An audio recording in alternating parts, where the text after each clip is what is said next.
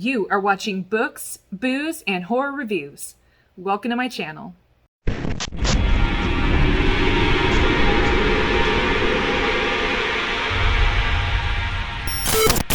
So I'm actually really excited to talk about this book today because this has actually become one of my all-time favorites. It's something that I discovered from the Facebook group Books of Horror. I'd seen a bunch of rave reviews on it and I just wanted to check it out, and little did I know that first off, this would be my first step into the splatterpunk genre, and second, it would absolutely floor me and have me thinking about it for weeks after I finished the book. Today, we'll be talking about Left to You by Daniel Volpe. I'll be pairing this book with a Soul Taker cocktail. It's smooth, everything blends perfectly, but if you're not careful, it'll knock you right on your ass. Oh yeah, I'm ready to talk about books.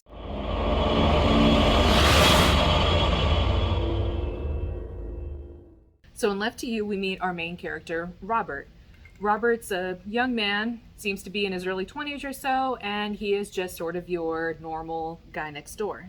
So Robert actually lives with his mother, who he's taking care of. She is very sick with cancer, and it seems to be more and more apparent that she is at the tail end of her disease.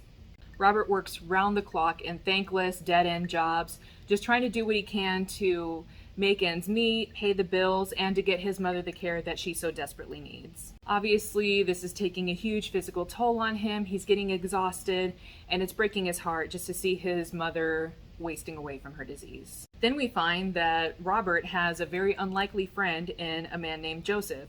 He's elderly and he's a bit mysterious. We don't really know much about him. What we do learn is that Joseph really seems like a kind man who genuinely cares about Robert and is very sympathetic to his situation with his mother. We learn that Joseph also seems to be pretty sick himself and may be running out of time. So one day, Joseph decides to get in touch with Robert, has him come over to his house, and sits him down for a very long story and basically to offer him a gift. So in the course of this story, some incredibly horrific things come to light, and Robert is faced with a choice. And it's something that can be a once-in-a-lifetime gift that can save his situation, but it's also an incredibly heavy curse that comes with a very steep price. So ultimately, Left to You explores what Robert's choices are, how far he's willing to go, and what the consequences of those choices will be, if any.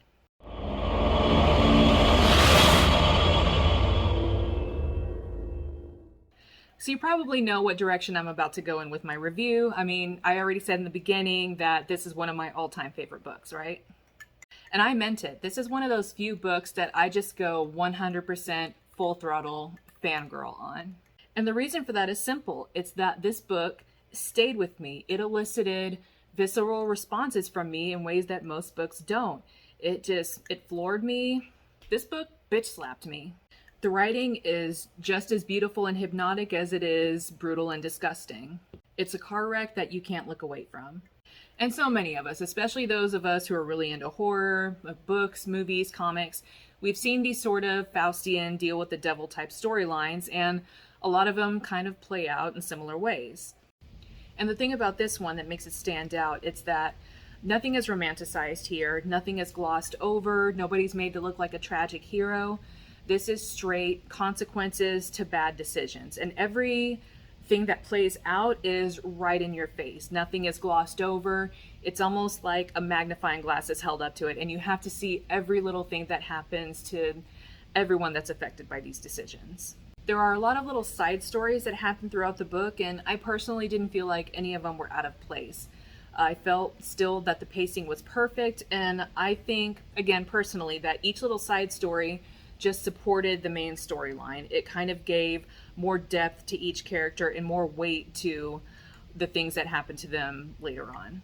But this book affected me so much that it turned Daniel Volpe into one of my auto-buy authors.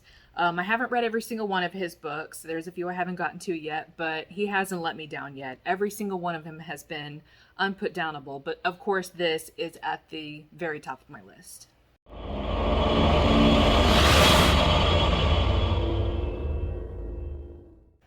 Okay, so there is so much to unpack with this book. So first off, as brutal as this book was, there was still a lot of horror that technically happened off screen, and rightfully so. The first one is the sacrifice of that poor doggy. I may be kind of biased for this because I love animals, I hate animal deaths and horror, but now that's not always going to deter me from a book. So it fit the storyline. It really did. It fit the narrative, it made sense, and the fact that it happened sort of off screen worked for me, of course, but also I felt that including it would have been overkill. The second thing that happened off screen is whatever happened with Joseph's family at Auschwitz. Neither Joseph nor the reader knows what truly happened to them. They just kind of disappear, but we do know that whatever it is that they did go through was horrific. The fact that Joseph's two young boys were twins should tell you all that you really need to know. In fact, that leads me to the two lines of this book that absolutely beat me down. The first one was alluding to Joseph as he was praying and hoping with his entire heart that his family had already passed on by that point. And then he hoped that they had died quickly and peacefully. The next line simply said, they did not. So simple, but carries so much weight. So moving to the horror that happened on screen, because God knows there was plenty of that. This certainly isn't the wall-to-wall splatterfest that you might expect if you're a fan of Daniel Volpe and read some of his other work. There's definitely gore, there's no shortage of that. But the horror is in the tragedy and the heartbreak and the absolute dread that you feel pretty much throughout this entire book. And this is the type of horror where you know that just about every decision that's made by the main characters are terrible decisions, and you know that nothing good can come of them. But on the flip side, you can also feel the reasoning and the desperation behind these choices. I mean, Robert was definitely in over his head from the start. He had no idea what he was getting into. He thought he was in control, but there was never even a single ounce of that. And because of these decisions, he wound up absolutely demolishing the two women who cared about him the most. Now, for me, the more I read into this, the more questions I had about Joseph. So we know that he's a lot older than he seems. It turns out that he's over 100, I think like 110, and he's been keeping this demon for like 40-something odd years. It seemed that in his mind, he was sort of like a keeper of this demon, and if he died without having some sort of fail-safe, that there would be a chance that this demon can be freed into the world. However, little comments were made here and there that just kind of really seemed that he either became deluded somewhere across the way or had some kind of little iota of corruption. He implied that he saw himself as the demon's master and was basically transferring this mastery over to Robert. The other thing that was mentioned is that he has been making several sacrifices to this demon over the years, not just animals. So we know that he's been keeping himself alive by making these offerings to the demon, but what else has he been doing? In referring to himself as this demon's master, did he somewhere along the way start to see this as some twisted genie in a bottle? What are the other things that he asked for? Because it can't all be for prolonged life. And what was interesting to me is that, again, he's had this demon for 40-something odd years. He's had him for a very long time. And he's been making these sacrifices. He's sick. He's still alive, but nothing that he did cured his sickness. It just kind of delayed it. So if he was never cured, why would he think that Robert's mother could be cured? Did the illusion of power make him ignorant to the truth? Was it just pure desperation? Another thing that got me was how short-lived Robert's prize was as opposed to Joseph's. Robert made the one sacrifice and of course had the huge miracle of his mother's full recovery, and then had a few pretty awesome things happen with money, a slight promotion, a total douchebag from work getting his just desserts, and then bam, within days or weeks, I don't remember the time frame, but it was not long, it was completely taken away. So why did Robert have it taken away so quickly, whereas Joseph had it for decades? Was it because the demon saw the quote-unquote weakness in Robert and felt that he wouldn't do any more for him after the trauma that this one sacrifice caused him?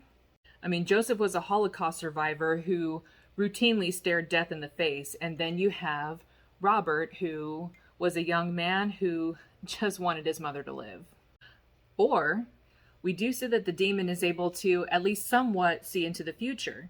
And we also see that once he leaves Robert's hands, he goes into the hands of a group that wants only to worship and sacrifice to him.